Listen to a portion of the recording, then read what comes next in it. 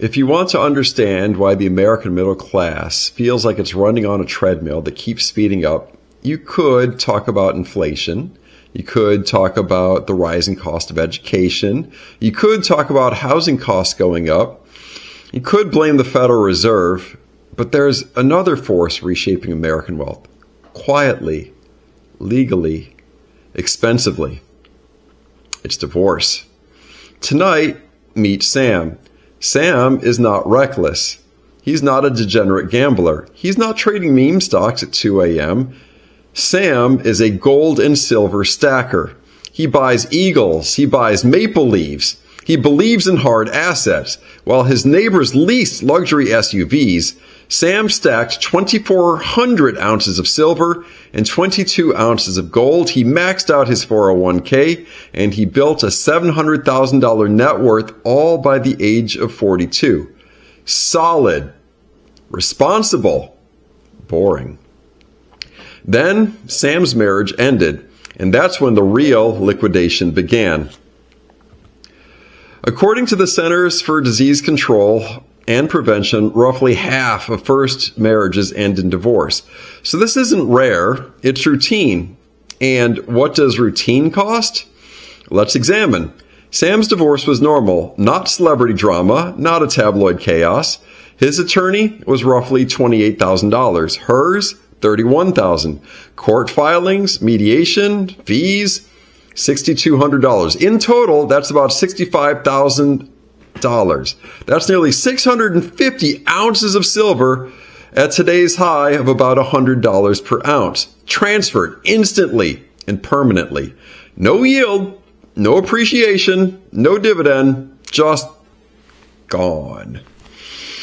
The great halving.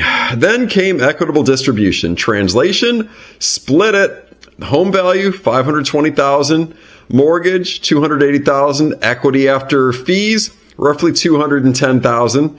Her share, $105,000. His share, $105,000. The $410,000 retirement account, cut in half.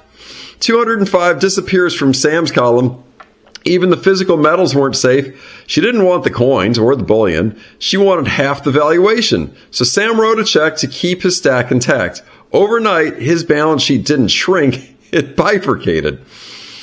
And so now we have two households in an inflationary world. So before the divorce, the total housing cost was about $3,200 a month. After the divorce, her apartment, $2,200. His townhouse, $2,450. 2 utilities, 2 insurance policies, 2 refrigerators. Combined housing burn is about $5,800 a month, almost double. That's $2,600 more every single month, $31,200 a year, and over 10 years, $312,000 with no appreciation, just nominally. And that's assuming inflation magically stops tomorrow. And now we have child support, the long tail, 2 kids.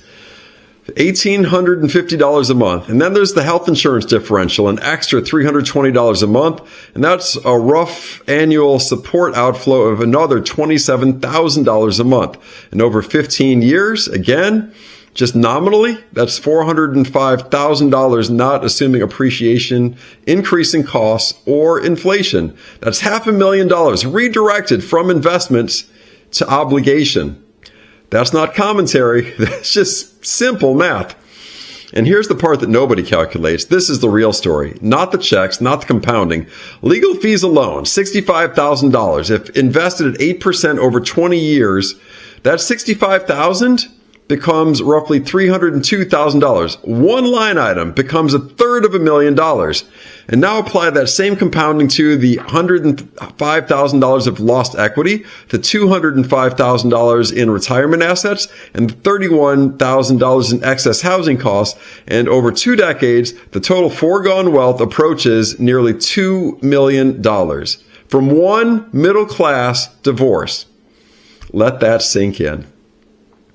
Multiply Sam by millions. Median household net worth in America today hovers around $190,000.